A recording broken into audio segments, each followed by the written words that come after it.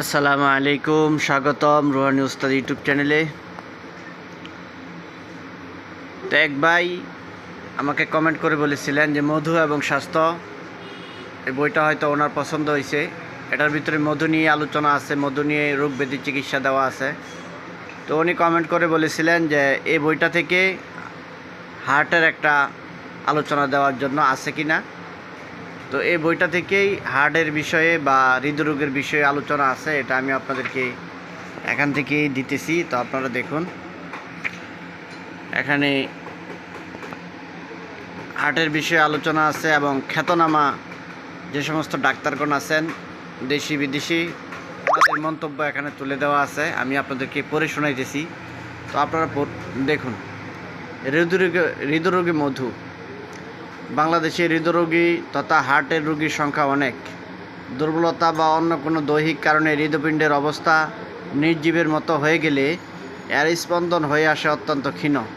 এর ফলে কাজে উদ্যমহীনতা দেখা দেয়, শরীরের স্বাভাবিক তাপ হ্রাস পায়, রক্ত চলাচল ব্যাহত হয় এবং রোগী মৃত্যুর প্রহর গুণে। গাড়ির ইঞ্জিনের মতোই মানবদেহে হৃদযন্ত্রের গুরুত্ব অপরিসীম। রাসূল সাল্লাল্লাহু আলাইহি ওয়াসাল্লাম নিজেই বলে গেছেন, মধু হৃদপিণ্ডকে সতেজ করে। কাজেই হৃদযন্ত্রের দুর্বলতায় মধু অদ্বিতীয় ঔষধ। হৃদযন্ত্রের দুর্বলতার জন্য খাবারের সাথে আপনি 1 চামচ মধু নিয়মিত খান।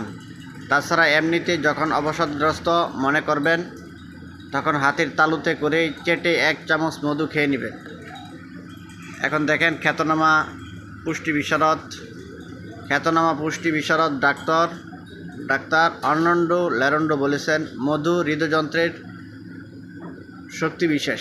ইঞ্জিনের যেমন পেট্রোল, অর্থাৎ গাড়ির চলতে যেমন পেট্রোলের প্রয়োজন হয়, হৃদযন্ত্র চলতেও এই মধুর এমন গুরুত্ব রয়েছে। জার্মান হৃদযন্ত্র বিশেষজ্ঞ ডক্টর কচ বলেছেন, উপযুক্ত খাদ্য খেয়ে ঘোড়া যেমন শক্তিশালী হয়, মধু খেলে হৃদযন্ত্র তেমনই শক্তিশালী হয়। শক্তি দ্বারা ইহা পূর্ণ হয়। ডাক্তার কচ আরও বলেছেন, হৃদযন্ত্রের উপর মধু ডিজিটালিজের মতোই কার্যকরী। ডাক্তার জি.এন.ডব্লিউ. টমাস মন্তব্য করেছেন, আমি হৃদযন্ত্রের দুর্বলতায় মধুকে অত্যন্ত কার্যকরী দেখেছি। কাজেই এই রোগে সাধারণভাবেই মধু খেতে দেওয়া উচিত। খাঁটি মধু পরিমিত মাত্রায় ভৃঙ্গরাজের পাতার রস সেবন করলে 40 দিনের মধ্যে দুর্বল রোগী সবল হয়।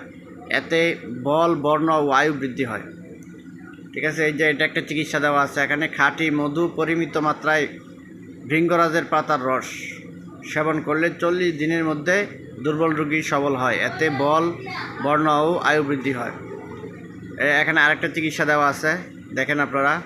সোয়াশের খাঁটি গরুর দুধ নিভা আগুনে জাল দিতে হবে যতক্ষণ না পর্যন্ত দুধের পরিমাণ কমে অর্ধেক হয়।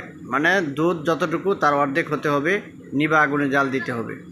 তারপর একে ঠান্ডা করতে হবে এবং এর সাথে 1 তোলা পরিমাণ পিপুল মরিচ চূর্ণ, 1 তোলা পরিমাণ পিপুল মরিচ চূর্ণ, অর্ধ ছটাক ঘি, 1 ছটাক চিনি এবং অর্ধ ছটাক মধু মিশাতে হবে। মধুটা অবশ্যই খাঁটি মধু হতে হবে। এই মিশ্রণটি 1 মাত্রা হিসাবে খেতে হবে। এই ওষুধটি নিয়মিত কয়েকদিন খেতে হবে। হৃদরোগের জন্য এটি একটি উত্তম ওষুধ।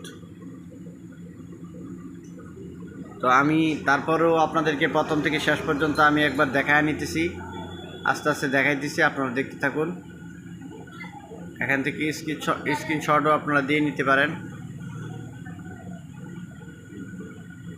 এই যে সুন্দর একটা এখানে চিকিৎসা দেওয়া আছে, মধু বিষয়ে আলোচনা আছে এই বইটার মধ্যে। তো এই বইটা যদি আপনারা কারো প্রয়োজন হয় তাহলে আপনারা আমার কাছ থেকে নিতে পারবেন। মধু এবং স্বাস্থ্য এই বইটা, উদ্ভিদ বিজ্ঞানী এই বইটা লেখছেন। এই যে দেখেন, ডক্টর আবুল হাসান সাহেব উনি লেখছেন। ঢাকা বিশ্ববিদ্যালয়ের উদ্ভিদ বিজ্ঞানের বিভাগীয় প্রধান ছিলেন তিনি।